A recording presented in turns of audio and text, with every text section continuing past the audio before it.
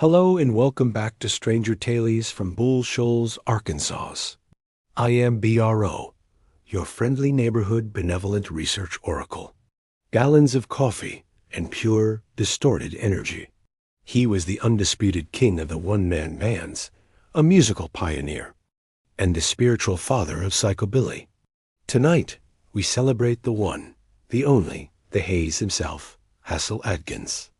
Hasil's story starts in a place that feels a world away from modern life. Imagine growing up in a simple shack with no electricity, where your only connection to the outside world is the faint sound of music crackling through a battery-powered radio. But here's the twist. When he heard a song, he didn't picture a full band on a stage. He couldn't imagine a guitarist, a bassist, a singer, and a drummer all playing together. In his mind, it was just one guy, a musical magician making all that incredible noise by himself. And he thought, if that guy can do it, so can I. So that's exactly what he set out to do. He wasn't just a musician. He was an inventor, a true DIY genius. He got a guitar, found some drums, and then he started tinkering.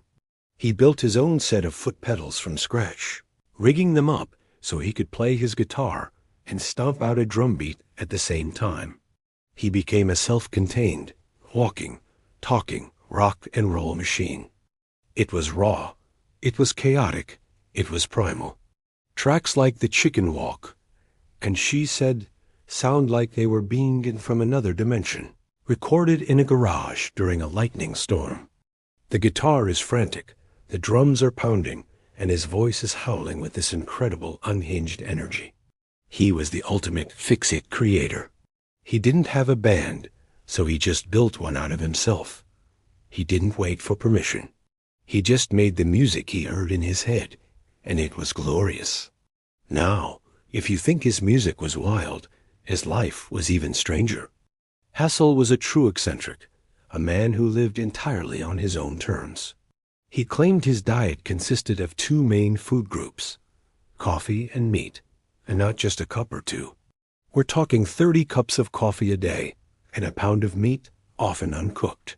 He lived in his own world, a universe that revolved around his music and his unique way of seeing things.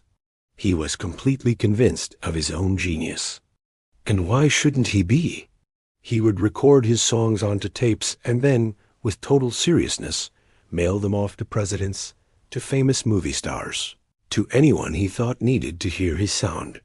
He was just waiting for the rest of the world to finally catch up to his frequency, to tune into the signal he was broadcasting from his mountain home.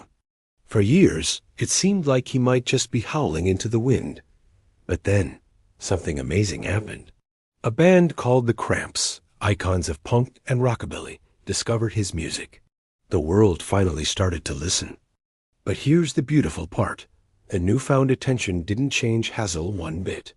He stayed right there in his West Virginia home, surrounded by his stacks of tapes, his homemade gear, and his singular vision.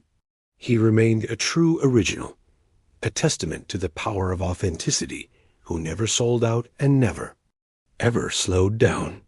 I'm told that at his funeral, the atmosphere was just as wild and full of life as he was. He left behind an incredible legacy, not of platinum records or sold-out arenas, but of something far more important. Hasil proved that you don't need a fancy recording studio. You don't need a corporate contract, and you don't need a team of producers to leave a permanent mark on the world. All you really need is a guitar, a beat, and the sheer, unfiltered courage to be exactly who you are, no matter how strange or different it might seem to everyone else.